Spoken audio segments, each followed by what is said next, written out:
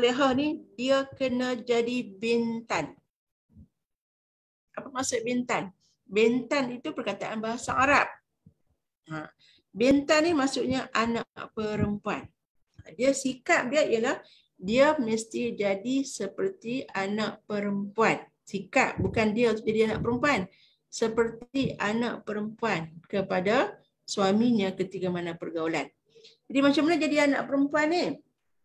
Anak perempuan ni, kalau dia dengan ayah dia, dengan mak dia, dia akan jadi seorang yang taat. Ayah dia kata apa pun, anak perempuan ni sikap dia ialah dia akan taat. Dia wajib taat kepada ayah dia. Selagi mana ayah dia tu tidak menyuruh kepada kemungkaran. Ataupun melakukan perkara-perkara yang bertentangan dengan syariat. Sama dengan seorang isteri. Dia kena ada watak anak perempuan. Apa dia? Watak anak perempuan ni taat kepada suaminya. Ketika susah, ketika senang, selagi mana suaminya tidak menyuruhnya melakukan kemaksiatan kepada Allah Subhanahu Wa Taala.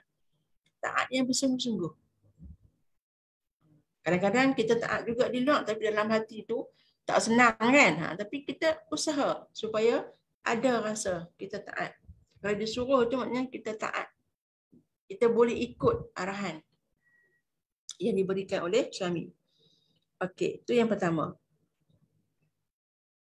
Baik, yang kedua, seorang isteri yang solehah dia mesti berwatakkan dengan watak seorang ukhtun ataupun ukhtan. Apa maksud ukhtan? Ukhtan ni ialah saudara perempuan. Macam kita lah, kita ada kakak. Peranan kakak ni, apa dia peranan kakak? Sentiasa memberi nasihat kepada adik-adik dia. Kalau adik-adik dia buat silap, dia akan beri nasihat. Maka peranan kita sebagai seorang isteri solehah ni macam itulah. Kena ada watak ukhtan ataupun watak sebagai seorang saudara perempuan dengan cara macam mana kita memberikan nasihat kepada suami kita ketika mana kita melihat suami kita tersasar daripada apa yang telah digariskan sebagai seorang hamba yang mengakui dirinya Islam. Kadang-kadang ada suami kita ni dia buat benda-benda yang bertentangan. Jadi kita ni sebagai seorang isteri yang nak jadi seorang isteri yang solehah kena bagi nasihat. Kena bagi nasihat. Jadi nasihat yang kita nak bagi itu kita kena pastikan nasihat itu adalah nasihat yang baik, menggunakan bahasa-bahasa yang baik, nasihat-nasihat yang tidak menyinggung suami kita. Kadang-kadang kita ni nak tegur suami kita tu, bahasa yang kita gunakan tu bahasa yang tak sesuai, menyebabkan berlakunya perbalahan. Tidak adalah mawaddah dan sakinah. Sebab apa? Berbalah. Bila berlaku yang perbalahan, maka pada ketika itu kita nak tengok siapa yang menang. Kita nak menang, dia pun nak menang. Jadi berlaku perbalahan. Maka apabila berlakunya perbalahan, maka tidak ada dah, tak capai dah tujuan perkahwinan. Iaitu untuk mewujudkan sakinah, untuk mewujudkan ketenangan, untuk mewujudkan mawaddah dan rahmah. Baik. Dan peranan yang ketiga yang perlu ada pada seorang isteri ialah ummun ataupun umman. Apa maksud umman? Umman ataupun ummun ini adalah ibu. Jadi sifat ibu, watak ibu ialah memberikan kasih sayang, hanan. Hanan tu perkataan bahasa Arab. Malam ni saya perkenalkan satu perkataan hanan. Iaitu hanan ni salah satu daripada sifat Allah Subhanahu wa Ta'ala, iaitu berkasih sayang. Sifat Allah Al-Hanan ni.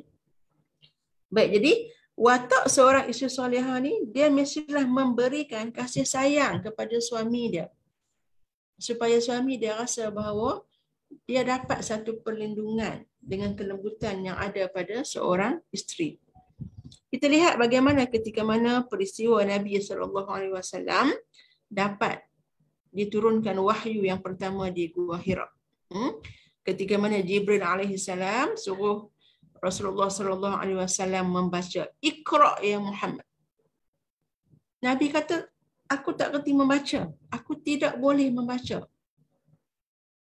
Jadi pada ketika itu Nabi, dan saat yang terakhir sekali ialah Jibril peluk Nabi SAW dan ajar membaca. Apa ni wahyu yang pertama. Maka balik daripada Gua Hira itu, Rasulullah SAW balik dalam keadaan ketakutan. Tetapi dia disambut oleh seorang isteri yang sangat solehah, seorang isteri yang sangat penyayang, sangat ada sifat kasih sayang. Diselimutnya Nabi. Diberikan kata-kata motivasi kepada Nabi SAW sehingga Nabi hilang rasa takut. Jadi inilah watak yang perlu ada pada seorang isteri apabila dia berhadapan dengan suaminya. Jadi, tapi kita ni terbalik dalam masyarakat kita ni, kalau dalam kadang-kadang tu bila kita balik, suami kita balik, maka benda pertama yang kita nak zahirkan ialah zahirkan benda apa yang kita tak puas hati. Jadi pada ketika itu akan berlakulah perbalahan, dan perbalahan ini jika sentiasa berlaku akan menyebabkan hilangnya kasih sayang. Jadi nak capai sebagai seorang isteri solehah ni kena ada 3 peranan utama tu. Yang pertama, watak sebagai anak perempuan, taat kepada suami selagi mana dia tidak menyuruh kepada kemungkaran. Yang kedua, hendaklah sentiasa memberi nasihat kepada suami ketika mana kita lihat ada keperluan-keperluan, kesalahan-kesalahan, kelemahan-kelemahan yang berlaku kepada suami kita. Sudut tindakan dia, sudut percakapan dia. Sebab tu suami isteri ni dia kena jadi peringat. Contoh saya bagi, peringat kepada suami dia. Soal-soal berbakti kepada ibu bapa. Setiap bulan, contoh kena tanya, abang bagi tak lagi duit dekat mak bulan ni? Kita yang kena peringat. Sebab apa? Kadang-kadang suami kita ni dia sibuk, ada banyak benda-benda besar yang kita nak kena fikir. Jadi kita ni yang kena bagi nasihat. Balik kampung tak lagi, balik jenguk dak, balik ziarah dak, mak ayah kita yang kena bagi nasihat. Tapi cara kita memberi nasihat itu perlulah menggunakan perkataan-perkataan, cara yang sesuai supaya tidak menimbulkan perbalahan. Sebab orang lelaki ni satu sikap dia ialah dia tak boleh orang suruh-suruh sangat. Sebab dia adalah pemimpin. Tapi dengan watak yang kita ada itu, watak hanan, watak kasih sayang, watak sebagai seorang ibu, itu sebenarnya kita boleh mengawal pergerakan rumah tangga kita itu supaya saling tegur-menegur di antara satu sama lain sehinggalah melahirkan rasa kasih sayang di antara suami dan isteri dan membentuk sebuah rumah tangga yang mawaddah sakinah. Baik.